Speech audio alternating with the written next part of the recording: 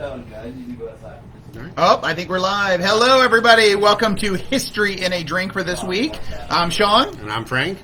And this week we're going to learn about conquistadors, and we're going to learn about the early Spanish here. And so our drink tonight is the Conquistador. And we went off on a little bit of a limb here by adding in mystery ingredients here.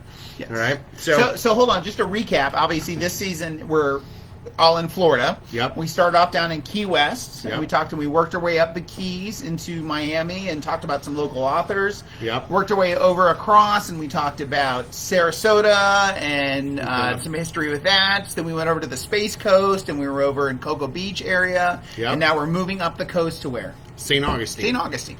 Now, as we look at this is our 10th episode, and technically this is going to be our season finale for this, but I feel like we've just touched the tip of the iceberg on Florida history. Absolutely. And maybe we need to look at that for future seasons down the road.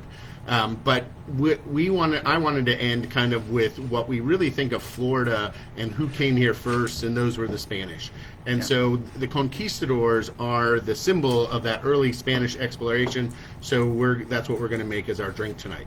So it's a lot of fun. Woohoo! All right. So it has 1 part of tequila. Oh, tequila. Where's my shot glass? What a fickle bitch she is. Yep. Since we're having it for 2. Yeah. So we got 2 shots of tequila. Yep. All right, and then aged rum. Oh, so we're mixing a little rum with it too. So tequila and rum together, which is usually not a good idea, but that's okay. That's all right. We just have school tomorrow. Yeah, exactly.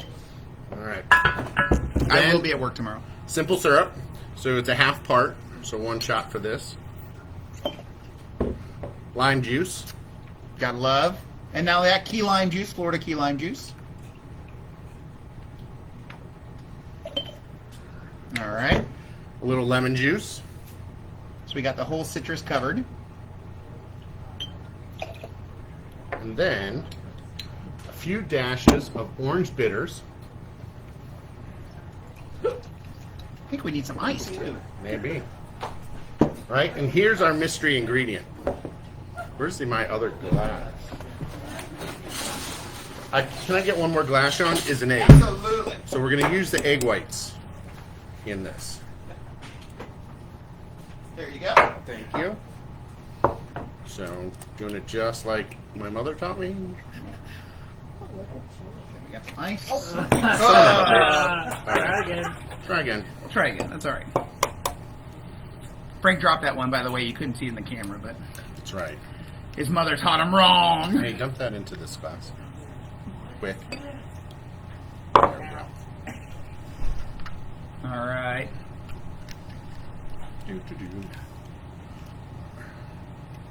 All right.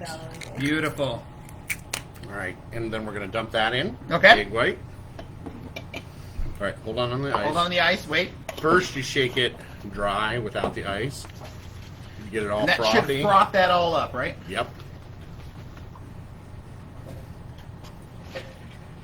You can hear it. It's awesome. Then we're going to put some ice in it. All right. Shake again. Yep. So you can get it nice. Whoa. Oh, good catch there. Yeah. Shouldn't have 4 of these before we have this. All right. Then pour it in.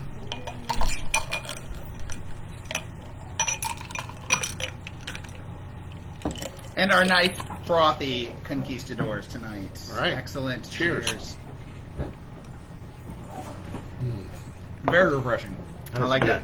That is good. All right. So let's get to the history. Okay, so when we look at the exploration of Florida, it happens in the 1500s, and we have 3 conquistadors that come here to Florida. 2 of them, which I'm sure you guys know. All right, DeSoto. DeSoto, okay. All right, because they estimate that he came and landed up in Manatee County.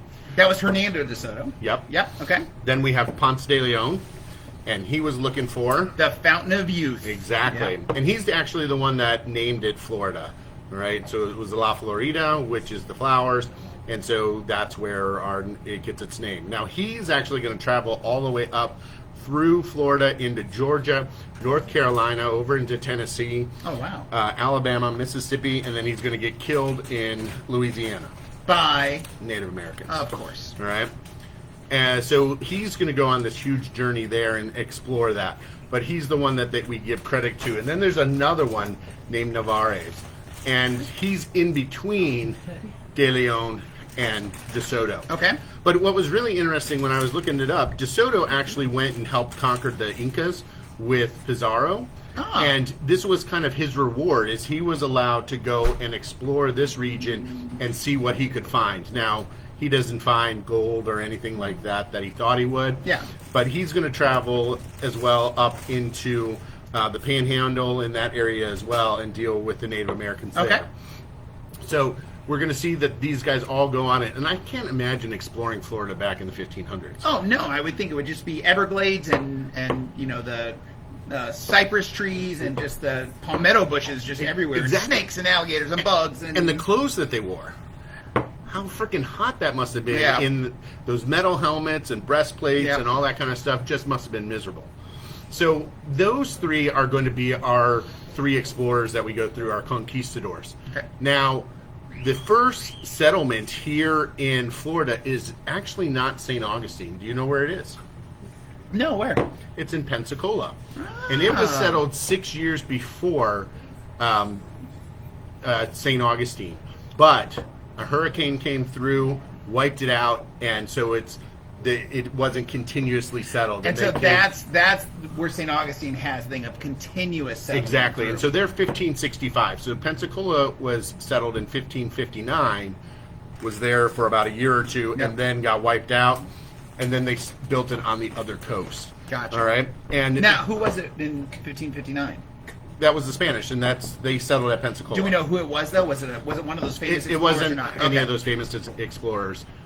Because right there where Pensacola is, it's a nice natural harbor. Correct. And And also a hurricane magnet, too. Exactly. As we see from our latest hurricanes and everything going through. Exactly. Or just in the past 5 years, how Yeah. many have gone through that region? Or in the last 5 months. Yeah. Well, I think that's more Louisiana. Yeah, they're getting hammered, too. All right. So St. Augustine is going to be established in 1565. And the reason for it is the year before, the French came and settled a little bit north in what's now Jacksonville, and they built a fort there called Fort Caroline. Okay. And they built it there with the express purpose of attacking the Spanish gold ships as they were sailing back. So St. Augustine was kind of that last port that they would come in and fill up with water and any of the other stuff that they need, and then they would sail and use the wind currents that would take them roughly around the 25th parallel Yep. to take them across. So once you get onto those parallels in the winds there, you can either take and go right up to France, or you can go down to Spain. And so the French thought that would be the best, is they could capture the ships en route and then just sail them right into French harbors, and the Spanish would be none the wiser. Yeah. So they realized this, and they sent a huge force to establish St. Augustine, and they're going to build a massive coquina fort there that you can still go and visit. And they are going to they go to attack the Fort Caroline. The French Spanish do. do. No, the Spanish go Spanish to go attack. attack Caroline, okay? And the French come to attack St. Augustine At the same time? But they come by ship, and the Spanish went by land. Well, there was a huge storm, and almost all of those ships run aground and kills a bunch of the soldiers and men and shipwrecks everybody else. Well, they get to Fort Caroline, and they kill everybody there. There's about 25 people. Gotcha. Then they march back, and they come across all of these French shipwrecked. And they were Huguenots, Yep. right? So they're Protestants, and the Spanish are Catholics, so they executed all of them. So there's an area around St. Augustine that the name of it translates to slaughter, because that's what happened there. And after that, the French never tried to rebuild a fort there because the Spanish presence is so strong Gotcha. with the fort at St. Augustine. So that is going to be really an important place for the Spanish to control. And that is going to be, if you go there today, one of the neat things they do is they do a flag raising ceremony to show all of the different nations that have taken over and done it. Exactly. So Florida was owned by Spain originally, all right, and they kept control of it until 1763, all right, and that's the end of the French and Indian War, or the 7 Years' War in Europe.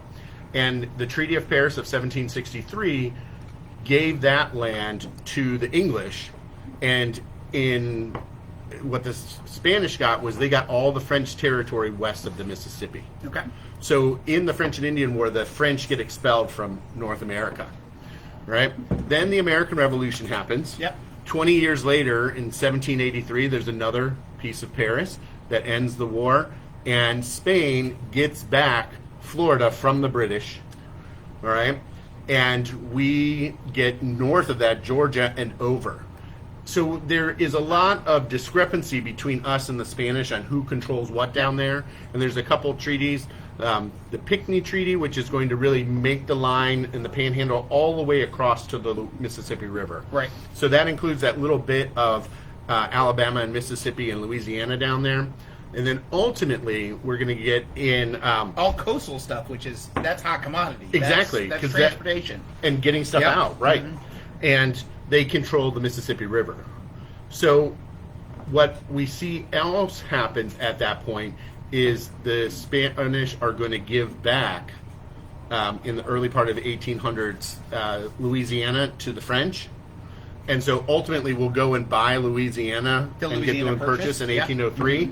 But the Spanish are still going to have Florida at that time. We don't get Florida until the Adam-Onis Treaty, which is in 1819. Oh, wow. And it's not ratified, and Florida doesn't become part of the Union or enter until 1821. And it's at that point that Florida becomes part of the United States. So, and then ultimately it'll become the 25th state in the Union in 1845. So we're going to see that Florida is going to go through lots and lots of changes, but most of it during this period of time is people living up in what would be the Panhandle to Jacksonville, that I-10 corridor. Yeah. Because the center part of the state, now they started and had a lot of cattle ranching under the Spanish down there, and that still stayed here, and we still have tons of horses and stuff in that middle part of the state. Yeah. But they're not really going to bring any of the sugar or that kind of stuff here. They will bring some citrus, all right, and the navel orange and stuff like that. Oranges and grapefruit and limes that we now know. Exactly, because they grew them here so that they could put them on board the ships to fight scurvy and everything. So the Spanish are a key part of our history here. And then you throw in, throughout time, all of the Spanish descendants throughout the Caribbean, throughout Mexico, Central and South America, and how they have come and live here. So like the Cubans that came in our talk about Ybor City, or the Cuban population that's going to come here during the Cuban Missile Crisis. Or even we talk about Sarasota itself. I don't know if you know where Sarasota got its name from. Okay, we talked about this, and you can tell your story again. So Sarasota got its name from, and there's been lots of ideas and things and theories, but where it really came from was the first time it was mentioned was actually on those Spanish ships driving by. They saw the white beaches of Siesta Key, and it reminded them of the Sahara Desert. So it was Sahara, and then Zota was the Native American word for blue water. So it was Sahara Zota, and that's where Sarasota got its name from. Yeah. All right. So that's our last episode for this season. Yeah. And so we're going to look, and please put suggestions what you would like for next season. We want to try and do something a little bit different each season. We'll do a recap maybe next week and try and drink up some of this booze that we've bought throughout the 10 weeks of this. I think we're going to do a recap next week, right? Yeah. Yeah, we'll do a recap. Okay, yeah. I'm sorry, a couple more of these. Yeah, exactly. All right. You sound like I'm talking to my wife. Jennifer, if you're listening, please don't ignore that, please. Yeah, exactly. All right. So it's been a pleasure. Season 2. Absolutely. Enjoy. Cheers. See you next week.